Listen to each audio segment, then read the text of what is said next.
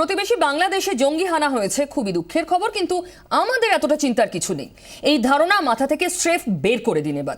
এই সোজা কথাটা বলতে আজকাল আর দুবার ভাবতে হচ্ছে না কেন। তার জন্য আজকের অনুষ্ঠান। আমার সঙ্গে যারা রয়েছেন পরিচয়টা সেরে নিই। আমার সঙ্গে রয়েছেন কর্নেল সৌমিত্র রায়, তার পাশে রয়েছেন কাকলি সেনগুপ্ত, আন্তর্জাতিক সম্পর্কের অধ্যাপক, এছাড়াও রয়েছেন উইং কমান্ডার RK দাস। এছাড়াও বাংলাদেশ থেকে একাধিক অতিথি আমাদের সঙ্গে থাকবেন আজকের আলোচনায়। শুরুতেই আপনাদের সামনে আনবো ঠিক কি হয়েছে বাংলাদেশে, আর তারপর এখানে ভারত এবং বাংলা কতটা নিরাপদ, কতটা ভয়ের মধ্যে আমরা আছি জানবেন।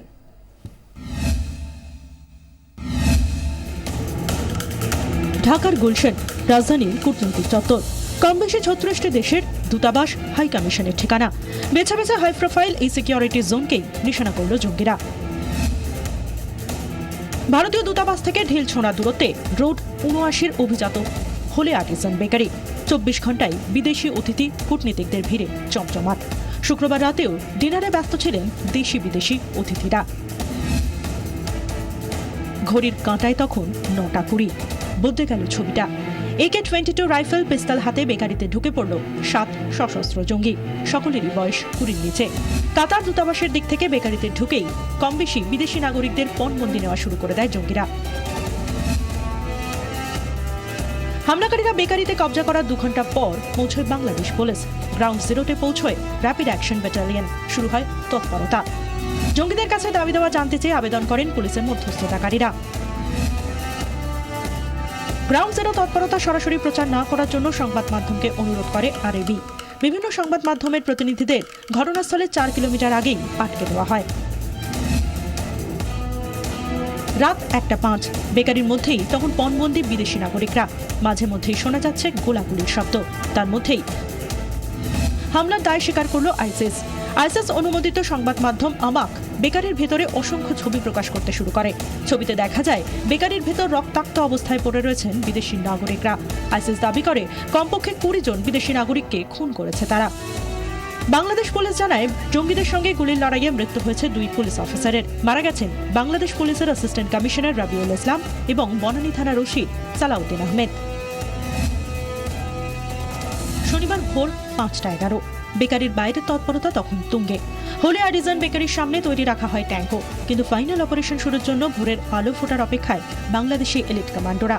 ততক্ষণে প্রস্তুতি নিয়ে ফেলেছেন নেভি কমান্ডোরাও। র্যাপিড অ্যাকশনের ব্যাটালিয়ন কন্ট্রোল রুম থেকে জানানো হয়, পণবন্দীদের মধ্যে রয়েছেন ভারতীয় ও ইতালীয় নাগরিকরা। ঘড়ির কাঁটা সকাল ৭টা ৪০-এর ঘর ছুঁতেই ফাইনাল অ্যাসল্ট শুরু। হোলি আর্টিজানে ঢুকে পড়ে বাংলাদেশ নেভির ১০০-রও বেশি কমান্ডো, RAB এবং RAB'রই অ্যান্টি ক্রাইম এলিট ফোর্স। শুরু হয়ে যায় অল আউট অপারেশন। মুহুর্মুহুর গোলাগুলির শব্দে কেঁপে উঠতে থাকে এলাকা। প্রথম ১০ মিনিটের মধ্যে ৫ জনকে উদ্ধার করেন নিরাপত্তারক্ষীরা। ৪০ মিনিটের মধ্যে গুলির লড়াই শেষ। ৬ জঙ্গিকে নিকেশ করে বেকারির দখল নেন কমান্ডোরা। উদ্ধার হয় ৬ জঙ্গির দেহ। হাতে নাতে একজনকে ধরে ফেলেন কমান্ডোরা। ৮:৩০ ঘটিকায় অভিযানের সফল সমাপ্তি ঘটে। যে ৩ জন বিদেশি, যার মধ্যে একজন জাপানি এবং ২ জন শ্রীলঙ্কান নাগরিক সহ মোট ১৩ জনকে জীবিত উদ্ধার করতে সক্ষম হয়। ৭ জন সন্ত্রাসীর মধ্যে ৬ জন সন্ত্রাসী নিহত হয়। ১২ ঘন্টার লড়াইয়ে দাঁড়িয়ে পড়ে। ২০ জনের প্রাণের বিনিময় জঙ্গি মুক্ত হয় Holey Artisan bakery. Bureau report, ২৪ ঘন্টা। এখন আপনার আমার দুয়ারে দাঁড়িয়ে রয়েছে বিপদ, আর সেই জন্যই সতর্কবার্তা এসে পৌঁছেছে নবান্নে। ঠিক কি বলেছে কেন্দ্র, আমাদের প্রতিনিধি সুতপা সেন আমার সঙ্গে রয়েছেন জানাতে। সুতপা, কেন্দ্র কিভাবে কি বলে সতর্ক করলো? দেখো প্রিয়, পার্শ্ববর্তী রাজ্য হিসেবে এবং বিশেষ করে বাংলাদেশ লাগোয়া রাজ্য পশ্চিমবঙ্গ, স্বাভাবিকভাবেই কেন্দ্রীয় সরকারের তরফ থেকে রাজ্যের কাছে সতর্ক বার্তা এসে পৌঁছেছে এবং সেখানে সুনির্দিষ্টভাবে কতগুলো পদক্ষেপ নেওয়ার কথা বলা হয়েছে। পশ্চিমবঙ্গের যে সীমান্তবর্তী জেলাগুলো রয়েছে, যেমন নদিয়া, মুর্শিদাবাদ, মালদা, উত্তর ২৪ পরগনা, এই জেলাগুলোর কথা উল্লেখ করে বলা হয়েছে যে এখানে একেবারে সীমান্তের ৫০ মিটার পর্যন্ত যত গ্রাম রয়েছে সমস্ত জায়গায় নাকাবন্দি করে তল্লাশি চালাতে হবে এবং ইতিমধ্যেই কিন্তু রাজ্য পুলিশ এই কাজটা শুরু করেছে BSF কে সঙ্গে নিয়ে। এবং হাওড়াতে সব থেকে উল্লেখযোগ্য যে বিষয়টা, যেটা মনে করা হচ্ছে যে সীমান্ত পেরিয়ে হয়তো এ রাজ্যে ঢুকে পড়তে পারে জঙ্গিরা, সেটা মাথায় রেখেই কিন্তু বিভিন্ন জায়গায় তল্লাশি জোরদার করতে বলা হয়েছে এবং হাওড়ার হোটেলগুলোতে, ছোট ছোট যে সমস্ত হোটেল আছে তার রেজিস্টার খাতাগুলোকে খতিয়ে দেখার জন্য বলা হয়েছে এবং ইতিমধ্যে রাজ্য এবং কেন্দ্র গোয়েন্দা বাহিনী যৌথভাবে এই কাজটা শুরু করেছে। এছাড়া রুটিন মাফিক যে জনবহুল এলাকাগুলোতে যে ধরনের নিরাপত্তা রাখার কথা সেগুলো তো বলাই হয়েছে। আর আজকেই মুখ্যমন্ত্রী মমতা বন্দ্যোপাধ্যায় তার নবান্নে আসার কথা ছিল না, কিন্তু তিনি জরুরি ভিত্তিতে আসেন এবং বৈঠক করেন। সেই বৈঠক থেকে যেটা সিদ্ধান্ত নেওয়া হয়েছে যে এই যে কেন্দ্রীয় সরকারের তরফ থেকে যে সতর্ক বার্তাগুলো করা হয়েছে সেই অনুযায়ী সেই নির্দেশ মেনে কাজগুলো তো হবেই, একই সঙ্গে এনএসডি কে কিন্তু রেডি থাকতে বলা হয়েছে, কারণ কোনো বড় ঘটনা যদি এ রাজ্যে ঘটে দ্রুত যাতে তারা মুভ করতে পারে। একেবারে সুতপা, অনেক ধন্যবাদ। এনএসজি কে পর্যন্ত রেডি থাকার কথা বলা হয়েছে, অর্থাৎ কতটা সতর্ক করা হয়েছে এই রাজ্যকে। তবে একই সঙ্গে তারুশীর কথাও আপনাদের জানাবো, যারা নিহত হয়েছেন আজ বাংলাদেশে এই সন্ত্রাস হানায় তাদের মধ্যে একজন ভারতীয় তারুশী জৈন। তারুশী জৈন বাবার সঙ্গে দেখা করতে এসেছিলেন বাংলাদেশে, তিনি ব্যবসা করেন। তারুশী জৈনের ছবি আপনারা দেখতে পাচ্ছেন। খুবই দুঃখের ঘটনা। সুষমা স্বরাজ টুইট করে সমবেদনা জানিয়েছেন, পরিবারকে দুঃখ প্রকাশ করেছেন। সুষমা স্বরাজ কি বলেছেন আপনাদের দেখাবো। তারুশী জৈন তিনি ওই ক্যাফেতে সেই সময় ছিলেন, হোলে আর্টিজান ক্যাফেতে। হানার সময় তাঁরও মৃত্যু হয়। জঙ্গি হানায় মারা গিয়েছেন তারুশী জৈন। সুষমা স্বরাজ বলেছেন এটা গভীর দুঃখের সঙ্গে তিনি জানাচ্ছেন যে ঢাকায় যাদের পণবন্দি করে রাখা হয়েছিল তাদের মধ্যে ভারতীয় মহিলা তারুশী জৈন ছিলেন। তাকে হত্যা করেছে সন্ত্রাসবাদীরা। তারুশীর বাবা সঞ্জীব জৈনের সঙ্গে আমার কথা হয়েছে। জৈন পরিবারকে গভীর সমবেদনা জানাচ্ছে। এই শোকের মুহূর্তে তাদের পাশে রয়েছে গোটা দেশ।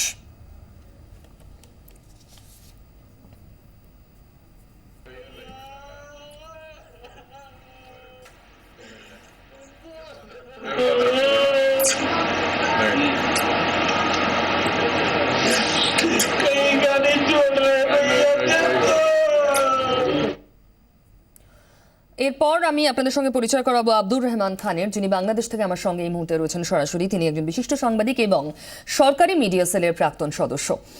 আমি তার সঙ্গেও কথা বলবো। আব্দুর রহমান সাহেব আমাদের সঙ্গে রয়েছেন। আমি সবার আগে কর্নেল রায়ের কাছে আসবো। কর্নেল রায়, ভয়ঙ্কর একটা ঘটনা। প্রথম প্রশ্ন যেটা আমাদের ভারতবাসী হিসাবে, এই বঙ্গের বাসিন্দা হিসাবে মনে হচ্ছে, একদম আমার পাশের দরজাটায় সন্ত্রাস করা নাড়ছে। আমি কি আদৌ নিরাপদ? না, সব থেকে প্রথম আমি গভীর শোক প্রকাশ করছি এই যে 20 জন যেভাবে ভয়ঙ্করভাবে তাদের হত্যা করা হলো। আমরা জানতে পারলাম যে তাদের কিন্তু ওয়েপন দিয়ে গুলি চালিয়ে হত্যা করা হয়নি, তাদের ধারালো অস্ত্র দিয়ে কুপিয়ে হয়তো কারো গলা কাটা হয়েছে, কারো হাত কাটা হয়েছে। এটা একটা আনপ্রেসিডেন্টেড ঘটনা বাংলাদেশের মধ্যে হলো। এর আগে আমরা দেখলাম যে গত 2 বছর ধরেই ছোট ছোট গ্রুপ তারা মোটরসাইকেলে করে প্রফেসরকে, ব্লগার্সদের, হিন্দু প্রিস্টদের, খ্রিশ্চান প্রিস্টদের এবং রামকৃষ্ণ মিশনে পর্যন্ত একটা থ্রেট লেটার গিয়েছিল যে আমরা কিন্তু এখানে টেররিস্ট অ্যাক্টিভিটিস করব। একদমই, সেটা বোধহয় খুব বড় একটা চিহ্ন ছিল। না, চিহ্ন ছিল, এত বড় কিছু হতে পারে সেটা বোঝা। আমি আবার আসবো কর্নেল রায় আপনার কাছে। আমি এই মুহূর্তে ঢাকায় চলে যাব, যেখানে রয়েছেন আব্দুর রহমান সাহেব। আব্দুর রহমান সাহেব, আপনার থেকে আমি জানতে চাইবো, বাংলাদেশে আমরা দেখেছি যে একাধিক মুক্তমনার ব্লগাররা, অন্যান্য ব্লগাররা, তারা এই ধরনের সন্ত্রাসের নিশানায় এসেছেন, মারা গিয়েছেন, পুরোহিতকে হত্যা করা হচ্ছে, কিন্তু এত সংঘবদ্ধভাবে এই প্রথম বাংলাদেশ দেখলো এত বড় সন্ত্রাস। কেন এটা সংগঠিত হলো বলে মনে হচ্ছে আপনার? ধন্যবাদ। আপনি জানেন যে আপনি নিজেই উল্লেখ করেছেন বাংলাদেশে এ ধরনের ঘটনা এই প্রথম। এত বড় সন্ত্রাসী ঘটনা এর আগে কখনো ঘটেনি। এর আগে ছোটখাটো হত্যা, হুমকি ইত্যাদি ঘটলেও গতকালকের যে ঘটনা 24 ঘন্টা আগে শুরু হয়েছিল, এখনো এই 24 ঘন্টার সারা বাংলাদেশের মানুষের মধ্যেই এক রকমের আতঙ্ক, অনিশ্চয়তা, বিস্ময়, ক্ষোভ সবকিছুই বিরাজ করছে।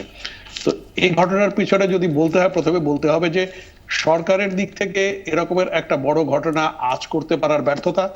2 নম্বরে হচ্ছে, আপনি গুলশানকে জানেন, গুলশান হচ্ছে আমাদের ডিপ্লোম্যাটিক জোন এবং এটাকে বলা হয় নিরাপত্তার চাদরে ঘেরা। তো যেখানে নিরাপত্তা বলয় এত শক্তিশালী বলে দাবি করা হচ্ছে, সেখানে এরকমের সন্ত্রাসীরা কিভাবে ঢুকে গেল, এটা একটা বড় রকমের ফাঁক ফোকর রয়ে গেছে আমাদের নিরাপত্তা ব্যবস্থার মধ্যে। তারপরে এই জঙ্গিদেরকে আমরা খুন করে ফেললাম, আমরা তাদেরকে জীবন্ত ধরতে পারিনি, এটাও এক রকমের ব্যর্থতা। তাদের হাতে একজনকে পাওয়া গেছে, এটা নিয়েও এখনো সুনির্দিষ্টভাবে পরিষ্কার হয়নি, কারণ কোনো কোনো মহল থেকে ক্লেম করা হচ্ছে সে ওই রেস্তোরাঁতে খেতে গিয়েছিল, এরকমের একজন প্রাইভেট বিশ্ববিদ্যালয়ের ছাত্র। যাই হোক, প্রধানমন্ত্রী আজকে একটা অনুষ্ঠানে পরিষ্কার বলেছেন কেউ পালাতে পারেনি, 6 জনকে হত্যা করা হয়েছে, এটা কোনো সাফল্যের কৃতিত্ব বলে আমরা মনে করি না। আমরা মনে করি যদি তাদেরকে ধরা সম্ভব হতো। আর বেশ কিছু ঘটনা নিয়ে প্রশ্ন উঠছে এ কারণে যে এর আগে জঙ্গি দমনের নামে সারা দেশে চিরুনি তল্লাশি চালিয়ে প্রায় 15,000 লোককে গ্রেপ্তার করা হলো। তো এর মধ্যে এরকম একটা ঘটনা ঘটেছে, মাদারীপুরে একজন কলেজ শিক্ষককে যখন হত্যা করতে গিয়েছিল, একটি ছেলেকে হাতে নাতে ধরা হয়েছিল। তার দুদিন পরে পুলিশের হেফাজতে তার মৃত্যু হলো। এ নিয়েও সন্দেহ দেখা দিয়েছে যে সে কি এমন কোনো কিছু বিষয়বস্তু বলেছিল যেটা ফাঁস হয়ে গেলে অসুবিধা হতে পারতো। তো জনগণের মধ্যে এরকম একটা প্রশ্ন যখন থাকছে, আজকেও দেখা গেল 2জন হিন্দু পুরোহিতের উপরে হামলা হয়েছে। ঢাকায় যখন ঘটনা ঘটছে তখন ঢাকার বাইরেও এরকম টার্গেট কিলিং এর ঘটনা ঘটছে। তার মানে সারা দেশেই একটা নিরাপত্তাহীনতার মধ্যে আমরা আছি ভয়ঙ্কর রকমের।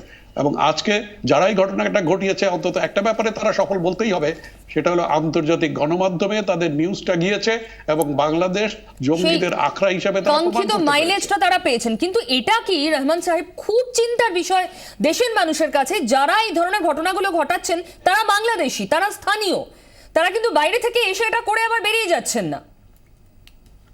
এখন এটা নিয়ে সরকারের সাথে বিরোধী দলের সাথে এটা নিয়ে একটা বিতর্ক চলছে। সরকার বরাবরই বলছেন যে এই সমস্ত টেরোরিস্ট এরা হচ্ছে হোম গ্রাউন্ড টেরোরিস্ট, এবং খোদ প্রধানমন্ত্রী নিজেও পার্লামেন্ট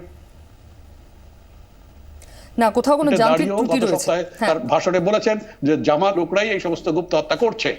আর আজকে আপনি জানেন যে সাবেক প্রধানমন্ত্রী বেগম খালেদা জিয়া এই ঘটনার নিন্দা করে তারা বলছে দেশে সুশাসনের অভাব, গণতন্ত্রের অভাব, এরকম একটা অরাজক পরিস্থিতির কারণেই এই সমস্ত সন্ত্রাস ডেভেলপ করছে। একেবারে এবং রহমান উনি সাহেব, বলেছেন, আমি আবার আসবো, আমরা আপনি সঙ্গে থাকুন, আপনি সঙ্গে থাকুন। আমি আসবো কাকলিদির কাছে। কাকলিদি, বাংলাদেশে কেন এটা হয়েছে এখন তার কাটাছেড়া অবশ্যই চলবে, কিন্তু আমি দাবিকের কথা বলবো। আমরা দুপুর থেকে আমাদের দর্শকদেরও দেখিয়েছি আইসিস এর মুখপাত্র যেটা, সেখানেই বাংলাদেশ অ্যাটাকের কথা যেমন বলা হয়েছে তেমনি সংলগ্ন দেশগুলোর রাডারে রয়েছে, সেই উল্লেখ রয়েছে। সেই জায়গায় ভারত তো একেবারে তোপের মুখে দাঁড়িয়ে রয়েছে, যে কোনো দিন গুলি বর্ষণ হবে। একেবারে আমরা কিন্তু নিরাপদ নই। It has come to our door step.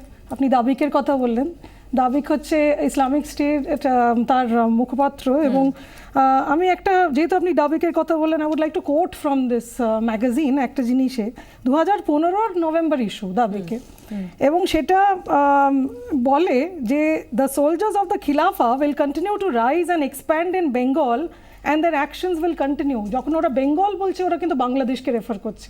পুরো আর্টিকেলে ভর্তি ওরা খালি বেঙ্গলে এই রাইজটা হবে বলেছে, এবং তার মানে 2015 তারা জানিয়েছে। তো এটা আপনারা যেটা দেখছেন, আমরা সবাই যেটা দেখছি, this is not the first Islamic state attack in Bangladesh. এটা হাই প্রোফাইল অ্যাটাক হয়েছে, কিন্তু তার আগে বহুবার ওরা অ্যাটাক করেছে। মানে এটা মাত্রায় সবচেয়ে বড়, সবথেকে কিন্তু বড়। একাধিকবার অ্যাটেম্পট হ্যাঁ, নেওয়া হয়েছে এবং হ্যাঁ। সফলও হয়েছে এবং সেখানে। absolutely। সুতরাং ইন্ডিকেশনটা খুব স্পষ্ট ছিল। আর দাবিক 2015 যা বলেছে সেটা আজ এসে সামনে এলো মানুষের। কেন? ইন্টেলিজেন্স কি করছিল, এটা সবথেকে বড় প্রশ্ন।